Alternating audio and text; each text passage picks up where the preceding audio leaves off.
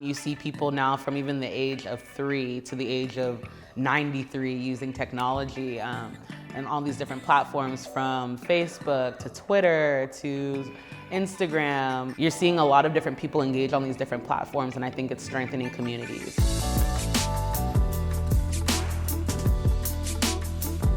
If we think about how we try to access knowledge and information now in 2017 versus 10 years ago, 2007 and 10 years before that, it was very different. You know, when I was coming up, when I was your age, you'd turn on the TV and you went to a local news station. And maybe if you had cable, you could look at CNN. And maybe if you were lucky, they would be talking about what's happening in a region or what you were interested in seeking out. And now, literally, we've all got computers in our pockets, and we can know about anything. I use social media as soon as I wake up in the morning.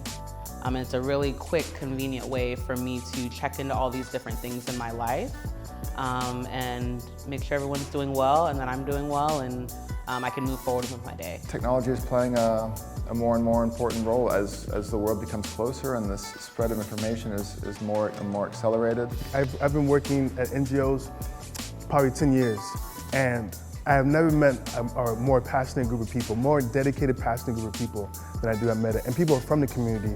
People speak the languages. I remember when I worked at other places, you know, people come in and we don't speak the language, but Meta, we know the community, and we're representative of the community. We're looking at all these kind of social media tools, like these video platforms. You can learn some of these skills from community members who are around the globe, which I think is just incredibly fascinating. Technology helps me connect with my family during tragedies and hard times.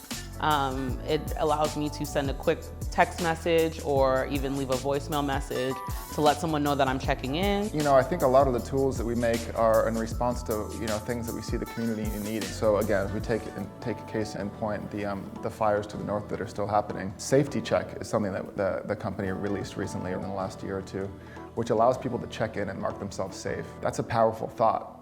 Which didn't exist until recently. Prior to that, you had to call hospitals and you had to call local organizations and see if your family members and friends were, you know, really doing okay. And now you can ping a social network and say, hey, are you okay? If so, please check yourself in as safe. That's a powerful notion for a community. And you see through Facebook, you can do Facebook Live, you can see actually what's going down on Ground Zero. I feel that allows us to actually put into context a lot of things that are going on that usually wouldn't be seen by us. Recently, there was a hurricane that passed through the Caribbean called Hurricane Maria, and I think that was a very important time for me to be able to access technology, especially the WhatsApp. That's my favorite. It was super crucial during that time. So this hurricane had passed through my mom's country, and there was no electricity, no running water. There still actually isn't, and it's been about 2.5 weeks. We were scrambling to try to figure out, is there a phone line? How do we check in with our family? How do we know that everyone's okay when there's no electricity or running water? But luckily, in a time where we all have cell phones and we have this app called WhatsApp, I was able to text my aunt and have her respond within 72 hours to let us know that everybody was okay. So WhatsApp was super crucial for my family during that time. It helped us to make sure that not only our family members were safe, but they were alive. We're letting people and communities rally around each other and help each other out, which, you know, this is what I get out of bed in the morning for, to tell the world about these things that we're doing. And again, I don't know that we always get it right, but I think the intention is good, and I think we're getting better and better at delivering some of these tools. And it allows us to, I don't know, not just our community, but allows us to reach a wider community as well. I think that's very, very important. I think what we can do better at is not just leaving it on social media, but going out into the world, and when we have these conversations, speak to people. You know, let's just not leave this conversation online. What are we doing in the real world with the connections we're making online?